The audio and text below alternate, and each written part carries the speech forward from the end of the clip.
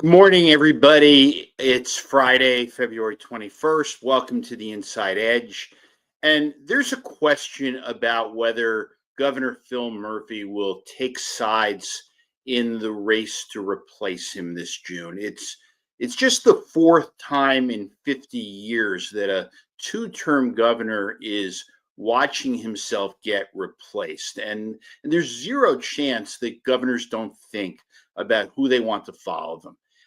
In 1989, Tom Kean was hugely popular among Republicans. It was his eighth and final year in office, and everybody wanted his endorsement.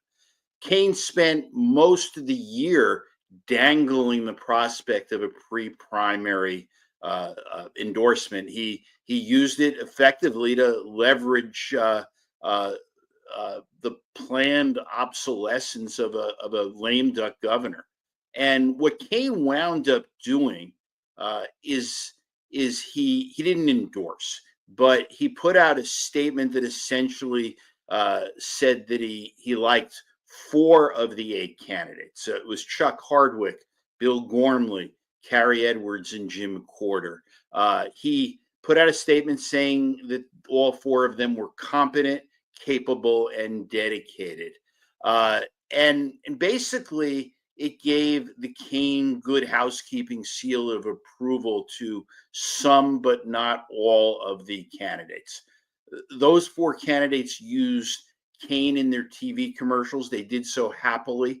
And this was for Kean a real parting shot at another candidate, State Senator Jerry Cardinale, who he didn't particularly care for. And I guess that's what you get when you use senatorial courtesy against the governor of your own party.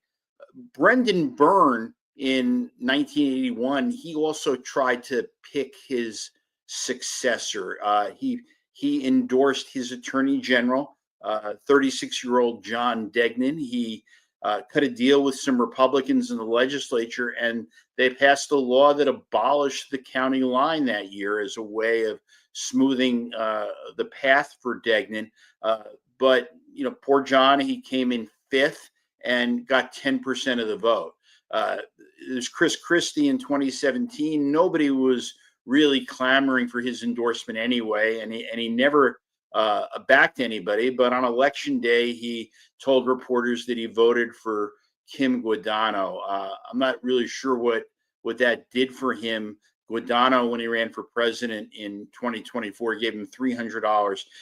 Jack Ciattarelli, who he passed over, gave him $1,000. Murphy is sitting on a pretty good approval rating, 75% among Democrats. And that's almost as good as Kean was among Republicans in 89. So Murphy has a few options. He can pick one candidate and put his political muscle behind them. He can endorse some, but not all candidates, or he can just stay out of the race. And I'm deliberately not including the endorsement of John Bramnick as one of the options. So that's a wrap for today. Have a great weekend, everybody. And I'll be back on Monday.